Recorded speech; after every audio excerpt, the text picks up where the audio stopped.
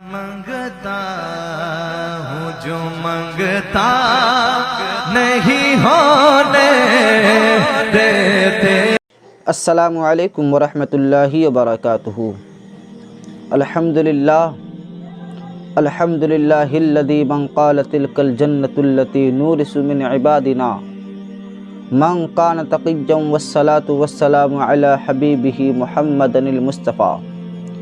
وعلی آلہ التقی وصحبہ نجوم الہدی اجمعین وبارک وسلم ابدا ابدا، اما بعد فاعوذ باللہ السمیع العلیم من الشیطان الرجیم ببرکت بسم اللہ الرحمن الرحیم۔ ان اللہ وملائکتہ یصلون علی النبی یا ایہا الذین آمنوا صلوا علیہ وسلموا تسلیما۔ اللہم صلی علی سیدنا شفیعنا مولانا محمد وبارک وسلم صلاۃ و سلاما علیک یا رسول اللہ صلی اللہ تعالی علیہ وسلم۔ سب سے اولا و اعلیٰ ہمارا نبی، سب سے بالا و والا ہمارا نبی، اپنے مولا کا پیارا ہمارا نبی، دونوں عالم کا دلہا ہمارا نبی، اور خلق سے اولیاء، اولیاء سے رسول، اور رسولوں سے اعلیٰ ہمارا نبی۔ سارے اچھوں میں اچھا سمجھیے جسے، ہے اس اچھوں سے اچھا ہمارا نبی۔ میرے پیارے آقا صلی اللہ تعالی علیہ وسلم کے پیارے دیوانوں، آج ہم آپ حضرات کے سامنے قرآن پاک کے پہلا پارہ سورہ بقرہ کی آیت نمبر 109، 110 اور 111 کی ترجمہ اور تفسیر لے کر کے آئے ہیں۔ میں دعا کرتا ہوں رب قدیر کی بارگاہ میں،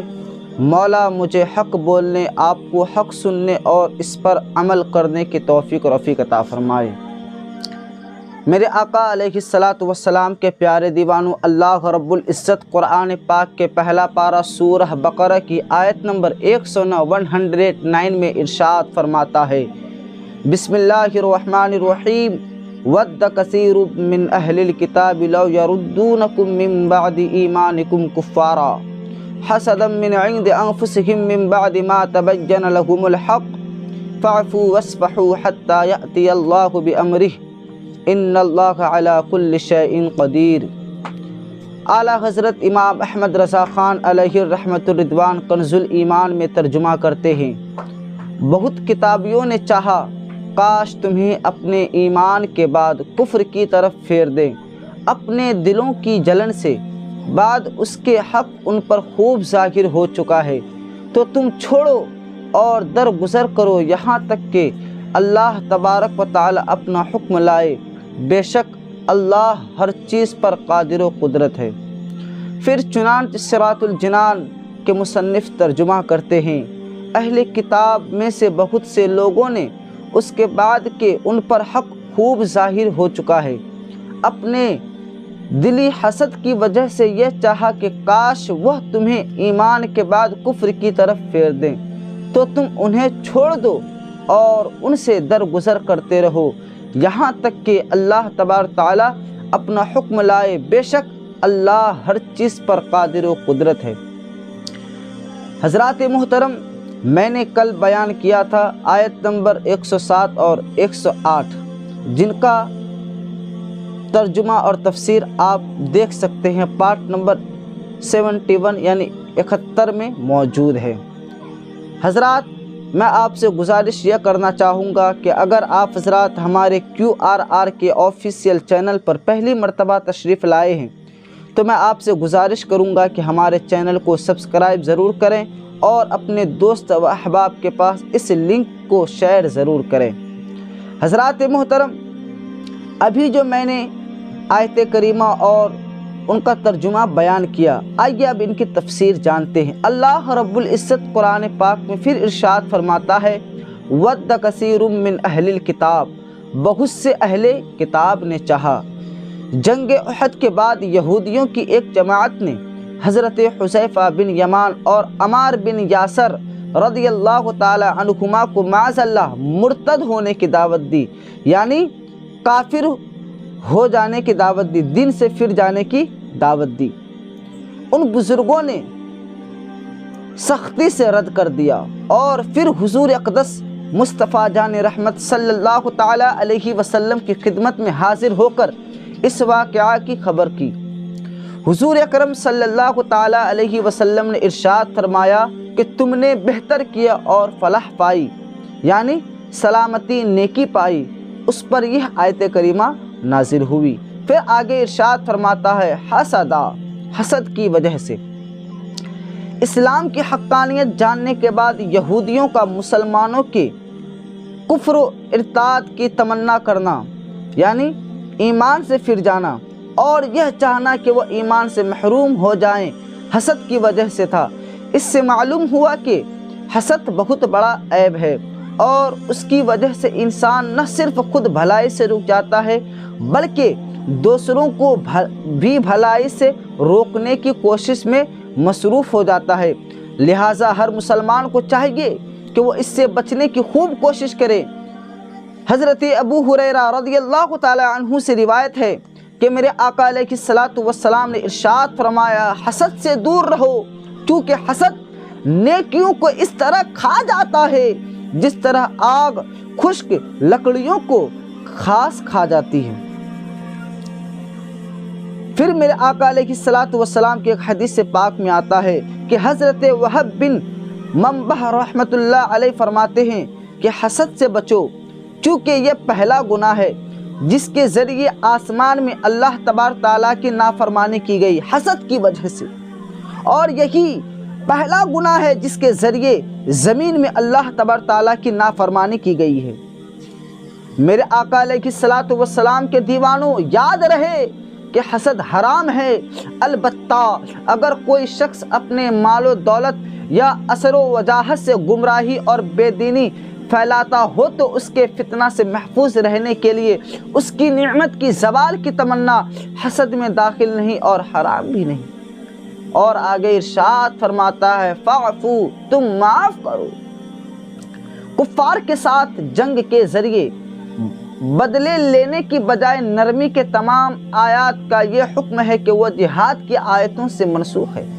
جیسا اس حکم کے آخر میں خود فرمایا، یہاں تک کہ اللہ تبارک و تعالی اپنا حکم لائے اور وہ حکم جہاد و قتال کا ہے۔ میرے آقا علیہ الصلوۃ والسلام کے دیوانوں، پھر اللہ رب العزت آیت نمبر 110 یعنی 110 میں ارشاد فرماتا ہے وَأَقِيمُوا الصَّلَاةَ وَآتُوا الزَّكَاةَ وَمَا تُقَدِّمُوا لِأَنفُسِكُم مِّنْ خَيْرٍ تَجِدُوهُ عِندَ اللَّهِ إِنَّ اللَّهَ بِمَا تَعْمَلُونَ بَصِيرٌ۔ اعلیٰ حضرت امام احمد رضا خان رضی اللہ تعالی عنہ ارشاد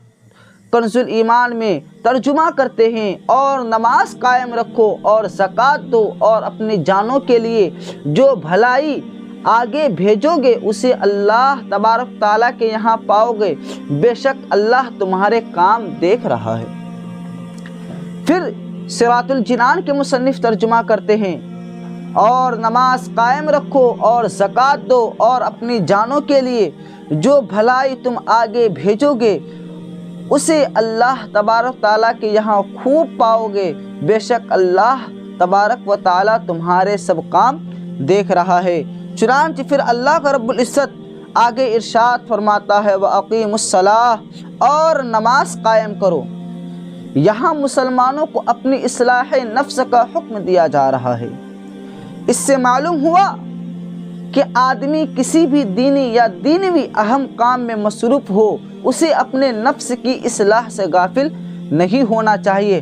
عین حالت یعنی حقیقت حالت جہاد میں بھی نماز خوف کا حکم موجود ہے۔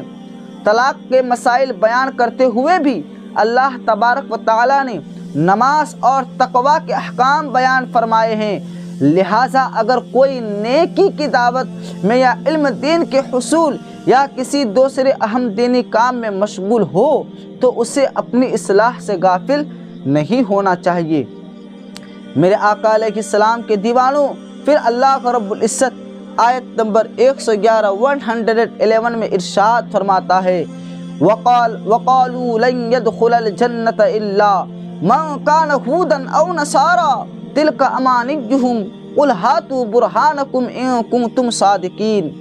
اعلیٰ حضرت امام احمد رضا خان رضی اللہ تعالی عنہ کنز الایمان میں ترجمہ کرتے ہیں، اور اہل کتاب بولے ہرگز جنت میں نہ جائے گا مگر وہ جو یہودی یا نصرانی ہو، یہ ان کے خیال بندیاں ہیں، تم فرماؤ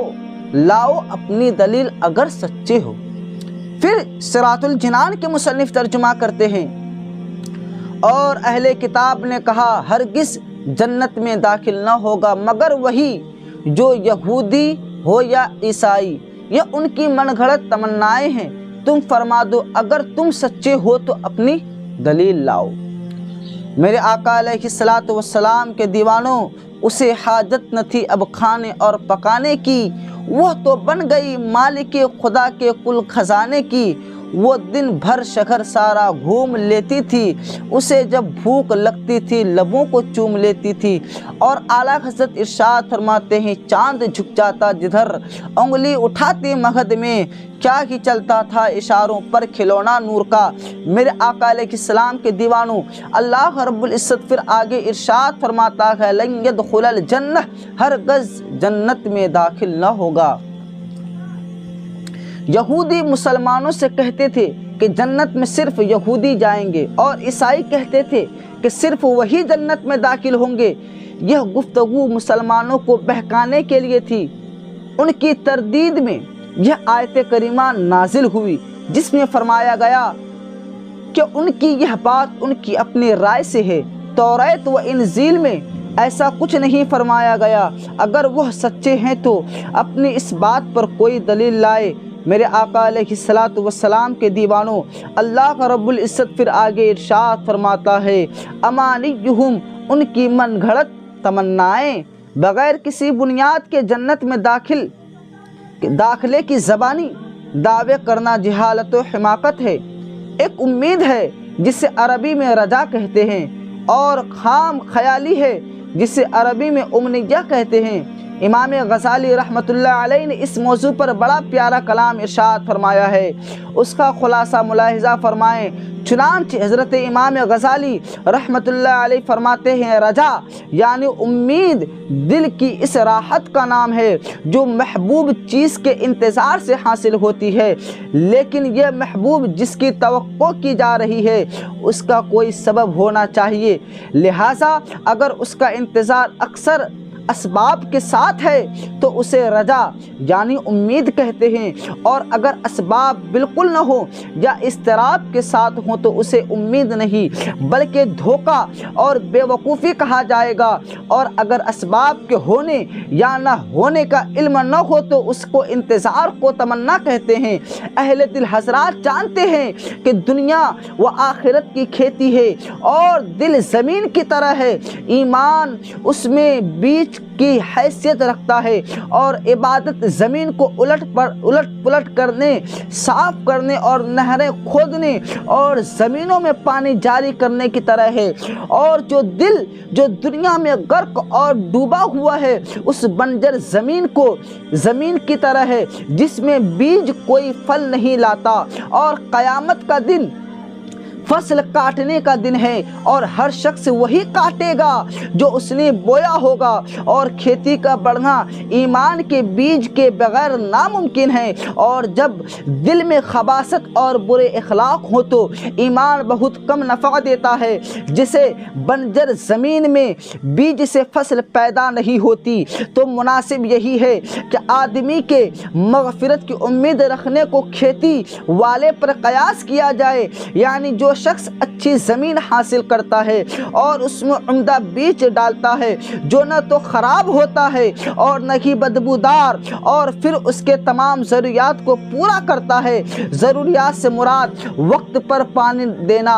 زمینوں کو کانٹوں اور گھاس پھوس نیز ان تمام چیزوں سے پاک کرنا جو بیج کو بڑھنے سے روکتی ہے یا خراب کر دیتی ہے۔ تو جو یہ سب کام کرے پھر اللہ تبارک تعالیٰ کے فضل کا منتظر ہو کر بیٹھ جائے کہ وہ زمین کو بجلی کی گرج اور دیگر آفات سے بچائے گا یہاں تک کہ کھیتی اپنی تکمیل کو پہنچ جائے، تو اس انتظار کو رجا یعنی امید کہتے ہیں۔ اگر سخت زمین میں بیج ڈالے جو شور زیادہ ہو اور بلندی پر ہو، جس تک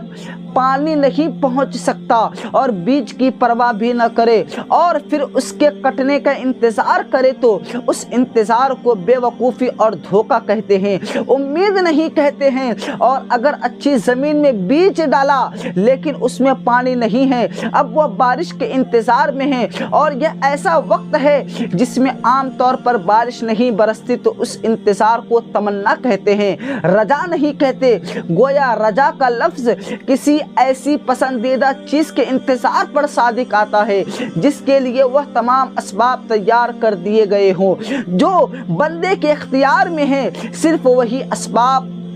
باقی رہ گئے جو بندے کے اختیار میں نہیں، اور وہ اللہ تبارک تعالیٰ کا فضل ہے جس کی وجہ سے تمام نقصان دہ اور فاسد کرنے والے اسباب کھیتی سے دور ہو جاتے ہیں۔ پس جب بندہ ایمان کا بیج ڈالتا ہے اور اس عبادات کا پانی پلاتا ہے، دل کو بد اخلاقی کے کانٹوں سے پاک رکھتا ہے اور اللہ تبارک تعالیٰ کے فضل کا مرتے دم تک منتظر رہتا ہے، مغفرت تک پہنچانے والے اچھے خاتمے کا انتظار کرتا ہے، تو یہ انتظار حقیقی رجا امید ہے، یہ ذاتی طور پر قابل تعریف ہے۔ اگر ایمان کے بیج کو عبادات کا پانی نہ دیا جائے یا دل کو برے اخلاق سے ملوث چھوڑ دیا جائے اور دنیاوی لذت میں مہمک ہو جائے اور پھر مغفرت کا انتظار کرے، تو اس کا انتظار ایک بیوقوف اور دھوکے کے مبتلا شخص کا انتظار ہے۔ میرے آقا علیہ الصلوۃ والسلام نے فرمایا، الاحمق من اتبع نفسہ ہواها وتمنى علی اللہ الامانی، بے وقوف وہ ہے جو اپنے نفس کو خواہشات کے پیچھے لاتا ہے اور اس کے باوجود اللہ تبارک تعالیٰ سے تمنائیں کرتا ہے کہ وہ بڑا کریم اور غفور الرحیم ہے، اس سے اور اس کے اعمال سے بے پرواہ، اس لیے اللہ تبارک تعالیٰ اسے کوئی سزا نہیں دے گا بلکہ جنت میں وہ داخل کر دے گا اور وہ اس کی من چاہے چیزیں اسے دے گا۔ میرے آقا علیہ الصلوۃ والسلام کے پیارے دیوانوں، اعلیٰ حضرت ارشاد فرماتے ہیں، میں تو مالک ہی کہوں گا کہ ہو مالک کے حبیب، یعنی محبوب و محب میں نہیں، میرا تیرا اور تیری سرکار میں لاتا ہے رضا اس کو شفیع جو میرا غوث ہے اور لاڈلا بیٹا تیرا۔ حضرات محترم، اب میں اپنی باتوں کو یہیں پہ ختم کرتا ہوں اور دعا کرتا ہوں رب قدیر کی بارگاہ میں، مولا میں نے جو بیان کیا اور سامعین اکرام نے جو سماعت کیا، اس پر مجھے بھی اور سب کو عمل کرنے کی توفیق عطا فرمائے۔ میرے آقا علیہ الصلوۃ والسلام کے صدقے میں مولا ہم سبوں کو مسلک اعلیٰ حضرت، مسلک اولیاء کرام، مسلک اہل سنت الجماعت پر قائم و دائم رکھ اور ہم سبوں کو سچ بولنے، جھوٹ سے دور رہنے کی توفیق عطا فرمائے، ہر اچھے کام کرنے کی توفیق عطا فرمائے، قرآن پاک کو زیادہ سے زیادہ عام کرنے کی توفیق عطا فرمائے۔ وآخر دعوانا ان الحمد للہ رب العالمین۔ السلام علیکم ورحمۃ اللہ وبرکاتہ۔